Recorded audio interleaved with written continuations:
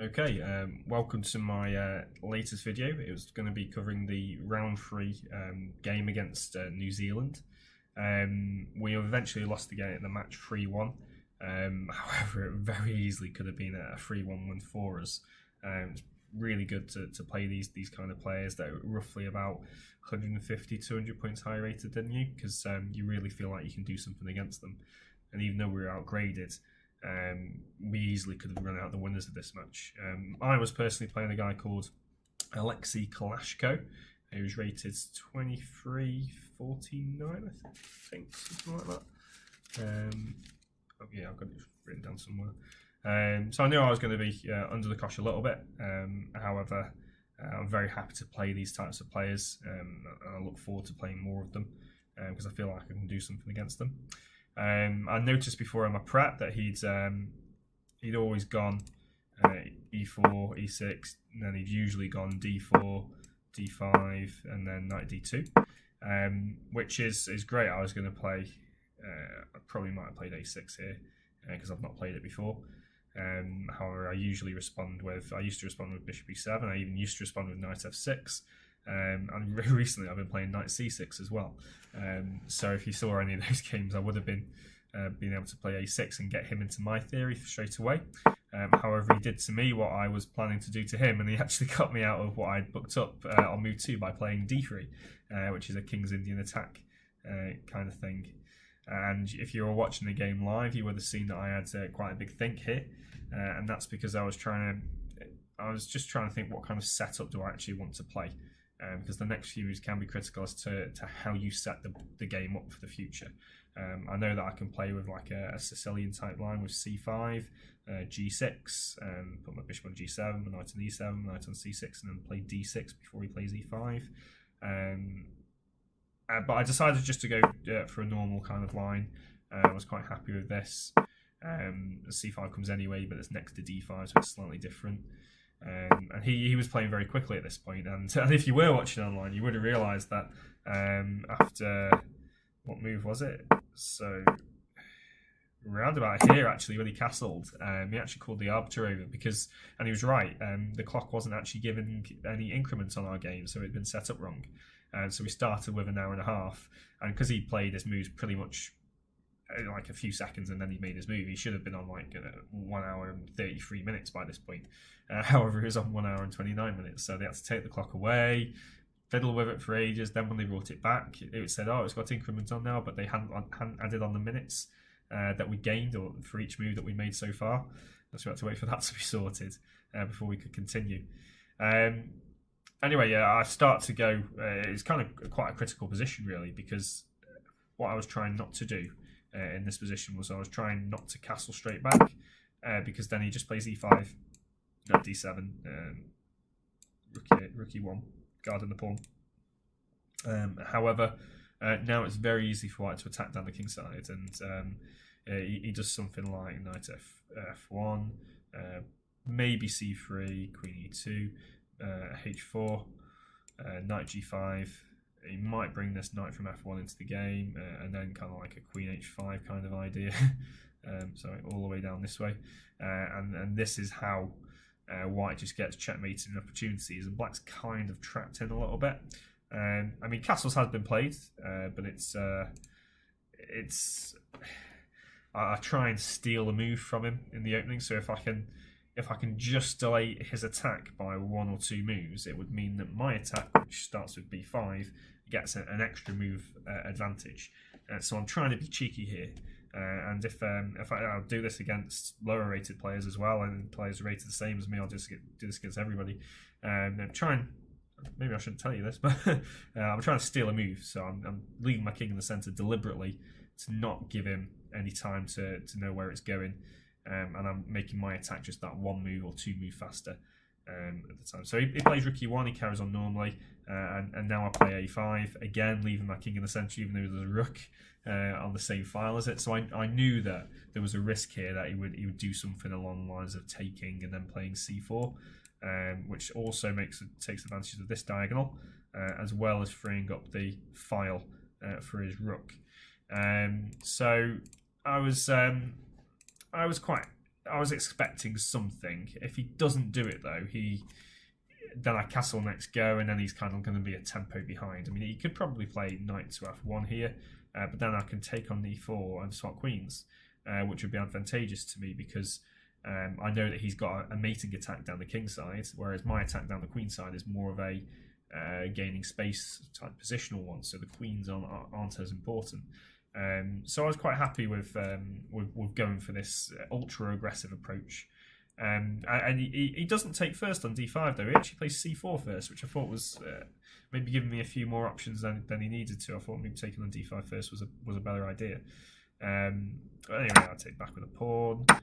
He takes back on d5 as a different kind of move order. Knight takes I don't think quite works. If I do knight takes, I think I have to sack the exchange on a8 in order to stay in the game. I don't think I've got enough for it.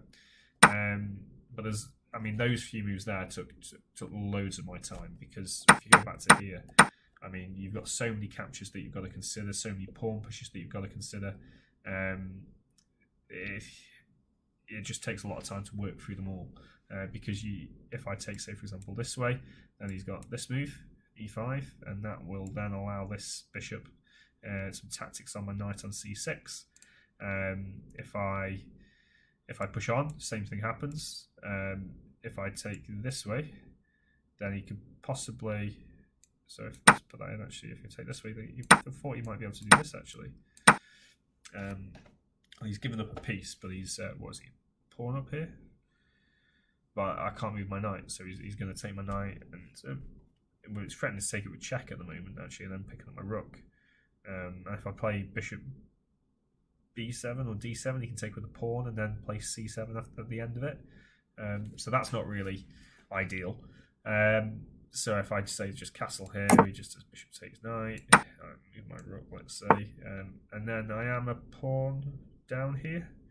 I'm threatening to take this pawn back, but this is not the type of position that I was after, especially with him having this past b5 pawn. So he could just probably give me back this pawn here, and then just play something like a4, protected pass pawn, and I wouldn't be very happy with that. So yeah, there's lots to consider after c4. Actually, I think I might have to play something along the lines of rook b8 here. I think there's a previous grandmaster played something similar. But anyway, knowing the risks, he took here, and I took back with a pawn. Yes, I'm opening up the e file for his rook all the way down here. However, he can't currently do anything with it. I just have to be slightly careful about what I do though. So he takes back on c4 with the pawn. And I was thinking in this position for quite a long time, because it's very, very, very dangerous for me.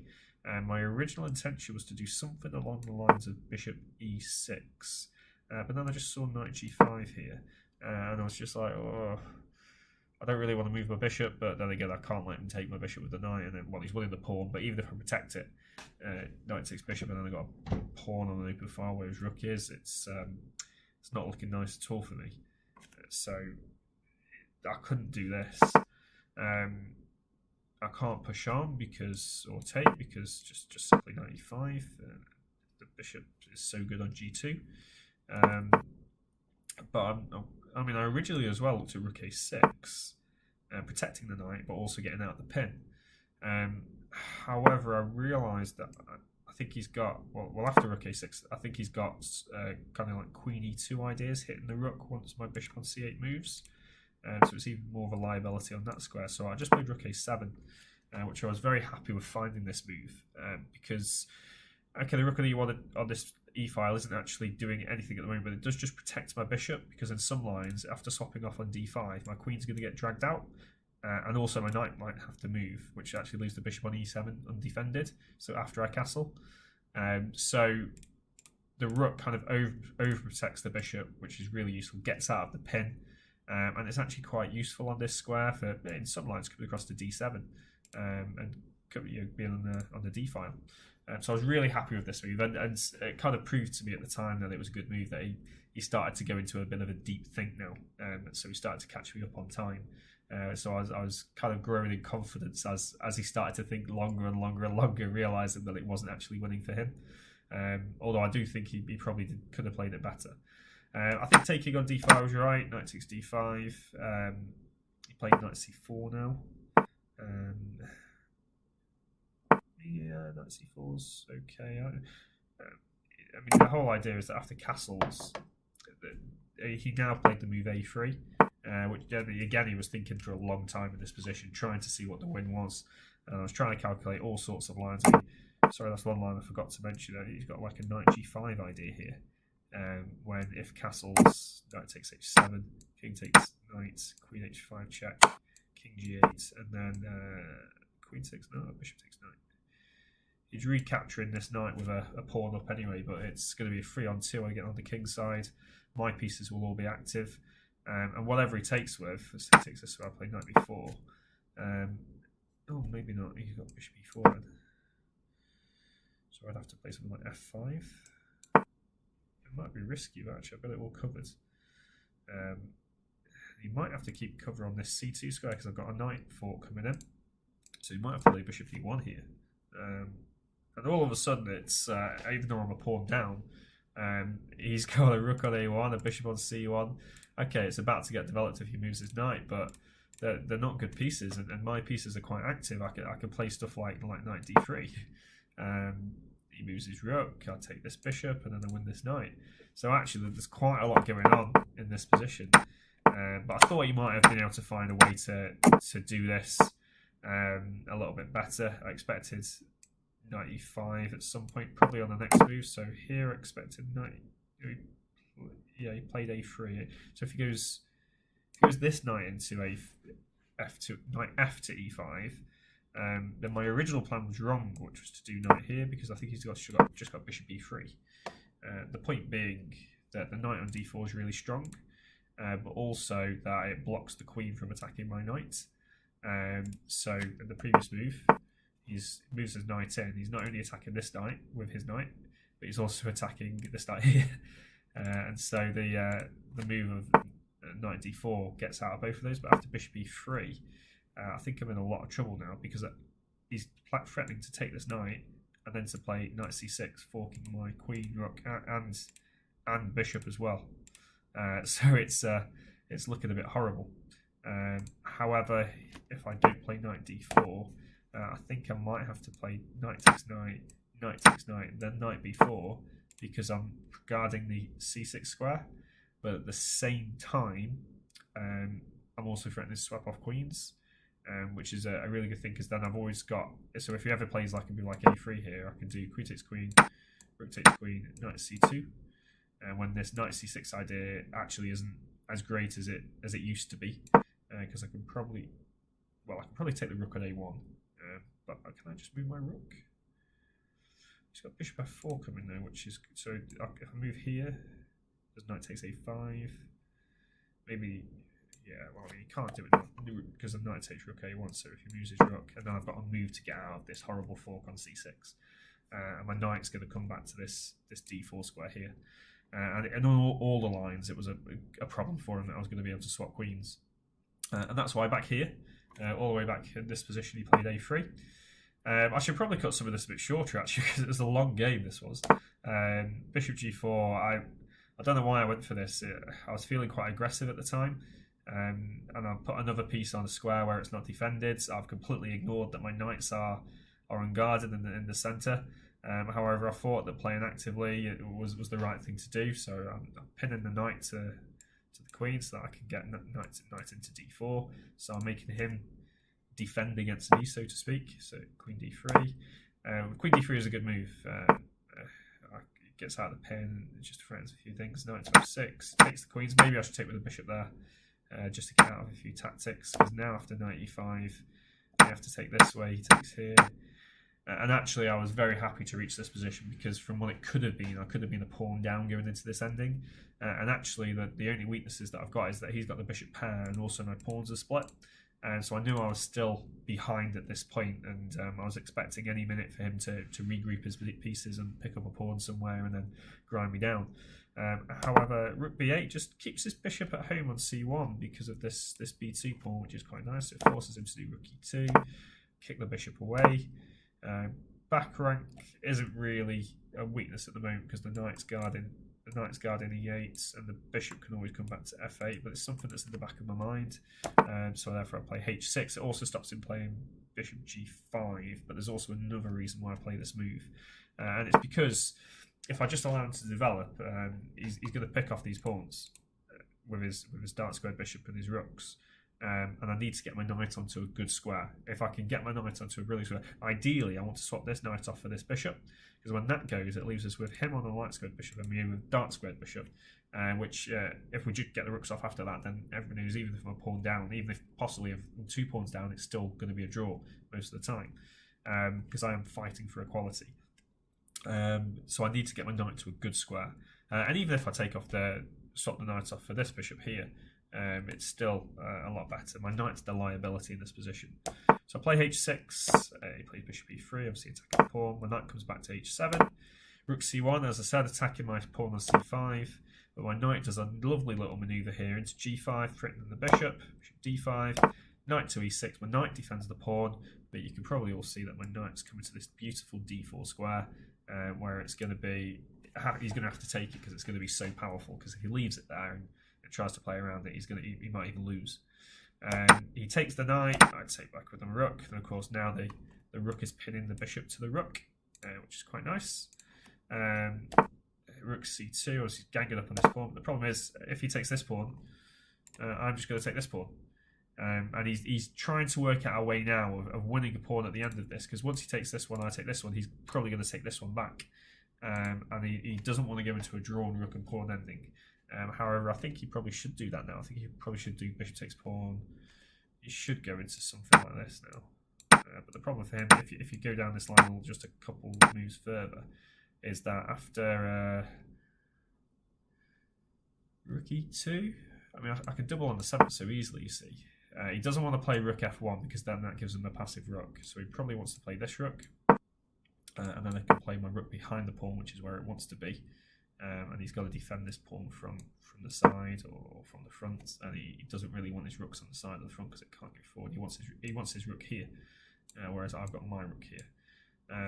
What's the way I was going to defend it actually? I had a cheeky way of doing this actually. So here, rook takes pawn. I was thinking maybe playing g6 actually to stop rook f5. So I'm still threatening to play rook here, and if he plays rook f1 to defend against that, he's going to be in a lot of trouble. So he might have actually played rook here now.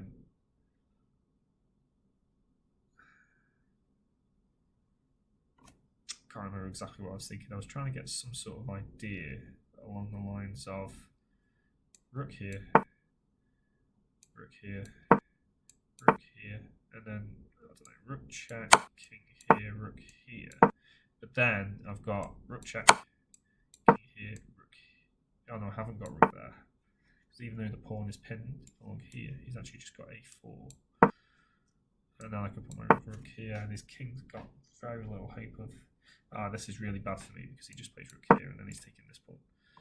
So yeah, I would have been careful about this. I wouldn't have gone down this line, but I was trying to be a bit sneaky. But I'm glad he didn't go for this. Because he actually played in this position. He didn't take the pawn, he played rook d1, which I was very happy with, and pretty much straight away played a4, because I realised that this pawn is actually just as good as these 2 pawns now, because he can't move this pawn here because of en passant there, and pawn 4 I just take it normally. So even if he does pick up this pawn's worth nearly these 2 pawns as a whole, and it also means that when he takes here, he can't take here straight away. So he made a mistake there, I think. Played rook d5, and now I'm getting close to getting a little bit low on time because of all the tactics having to work out beforehand. I made a bit of a mistake, maybe not this next move, but I just completely give him the c5 pawn in return for taking his b2 pawn. But I just missed bishop b4, which is such a simple move. A bit good that I missed that. I mean, I can't even do rook takes bishop because pawn takes rook, pawn forward, and actually you can just play rook a5. And then if I can pick this pawn up, then yeah, these 2 are going to be really strong, but I can't because rook here, just play b5, and my pawn's given nowhere. So that was out of the question. So I just played bishop b4. I retreat my bishop to f6. I saw rook a5 coming, but I thought get the bishops off. Let's get to a rook ending. and now I've got a big choice. The choice was between what I played and this other one. So the other one is to do rook takes rook, pawn takes rook, rook one check, and then rook b1, and then he probably plays rook check, king here, rook here, and it's a case of, is this drawn? I've looked at some lines before where it's a rook's pawn, and it's very close to being one for white in most positions. So with a knight's pawn on the b file, I thought he's probably got more of a chance of winning this if he just brings his king over, because it hasn't got as far to go with the pawn being here rather than here. So I thought, and this is very technical as well, I have to know exactly what I'm doing. And even though I've looked at it recently, I wasn't too sure, and I thought that actually keeping the two rooks on was probably the better way of keeping my drawing chances alive. Maybe that might not have been right. I'll have to look at that in a lot longer time in the future. So I get in front of the pawn, and I'm just trying to get my pieces on. We're just making the time control here, and I thought, can I just like kind of shifty my rooks across? Do I want my rooks like this, or how do I actually want to be setting up my defence? And actually, I think it was this point we're on move 41, so we've just made the time control, so I haven't been think, how do I try and draw from this position? Because his king is coming over, he's going to use the rook to shelter it, as he's done so far, and he's going to advance his a pawn. There's not much I can do, so I need to activate my rooks. I need to start creating some threats. So I play rook c1, he gets his king over, and I do make some mistakes here. I don't know why I played g5, maybe I was tired. However, it kind of worked out in my favour, because after rook check, rook b5, I realised I made a mistake. However, here I think he gets a little bit too greedy and takes the second pawn. And now after rook b1, all of a sudden I've got quite a lot of threats against his king, because all I'm doing next move is playing rook here, and then rook checkmate actually, which would have been quite a nice way to go. But if he advances his pawn, I still go rook here, and now I'm checkmating him this way. So let's say he does, I don't know, f3, then I've got rook check, king here, and rook checkmate this way. So he's got to defend against it. I've got quite a lot of repetitions with my rooks that I can get, that I can do, and he decides to basically just give me the a pawn, which I didn't think at the time he had to do. But he's trying to get his king over to these kingside pawns over here, because he should win this 3 versus 1 endgame. But the problem is that I can cut his king off, and his king can't join the battle, and that's his main problem. And I've got quite a lot of ideas of check, check, check, check, check, and his king has to go back to this, as far away as possible before he can block with his rook, and get his rook in front of his king. So I keep driving his king further back and further back as possible, and he doesn't play it well, but now I know that I've got a forcing line here which wins me the f2 pawn, and he can't defend this, and I knew that he was really angry with himself at this point for allowing me to pick up this pawn, because now I'm quite happy to swap off a pair of rooks if I'm taking that pawn, to leave a 2 versus 1 ending, which as Alex informs me should be a draw. So king's up, take, take, take, and now he's trying to win this, and I've got no idea if, I think it should just be drawn. I'm just going to keep my rook active, make sure I don't lose my last pawn. And he check. And I was very happy that he allowed me to trap his king in. So as soon as I played this move, I knew that I had him. It was a dead draw. There was no more play left in the position from this point in. He repeats in different ways a few times, but he can't make any progress here whatsoever. The main point being that after rook here, king here, if he goes like to attack the pawn, then I just play king up, and if he plays pawn forwards, I can just bring my rook back. And then whatever happens here, king here, queen, let's say, takes, king takes, and this is a drawn endgame. Or if he, well, what he does in the game is kind of like very similar to how it happens. King across, rook up, king here. So even if he plays pawn forward here, I just play king here, and if he takes the pawn, king takes the pawn, and he can't get his king forward, and the rook and pawn can't get past. It can't work to get past the king. So it was even easier rook and pawn against rook, easy draw. So I'll just show you how he repeated a few times, and being a top player that he is, he tries to make sure that I make a mistake. The key point here is that I've got to play king f8. I don't think king h8 draws, because I thought he just played rook f7. Because then I have to retreat my rook to defend the pawn, and then he brings his king up this way, possibly this way, and that's going to be very bad. So rook check. We do a few repetitions. He changes it a little bit. And he finally pushes the pawn forward. He takes the pawn and then swaps rooks, and then it's just a dead draw. I'm surprised he didn't play a few more moves actually to maybe prove I did my king against king and pawn ending, but yeah, dead draw. So yeah, I was absolutely shattered after this game. It was a long one, and being under the cosh pretty much for all of it, it's quite tiring. And I probably should have lost at different points, but I was really happy that I kept my drawing chances alive. And it was really unfortunate because Alex had drawn next to me already, and we were winning on boards 1 and 4, and unfortunately we lost both of those games. So we could have beaten New Zealand, but unfortunately in chess, could have, should have doesn't mean anything. It's the final result that matters. So yeah, if you like the video, give the thumbs up, have a look, and I'll be very shortly producing my round 4 video as well from round 4 game, because I didn't produce this one after I got back because it was too late, and then yesterday I wasn't feeling too great. So yeah, thanks so much for watching.